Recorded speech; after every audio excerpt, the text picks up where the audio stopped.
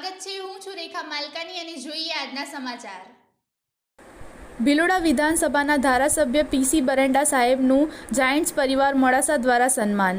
આજ રોજ મોડાસાની સેવાભાવી સંસ્થા જાયન્ટ્સ મોડાસા સહિયર સંયુક્ત પરિવાર દ્વારા ભિલોડા વિસ્તારના ધારાસભ્ય પીસી બરંડા સાહેબનું તેમના નિવાસ સ્થાને જઈ બુકે અને શાલ ઉડાડી સન્માન કરવામાં આવ્યું।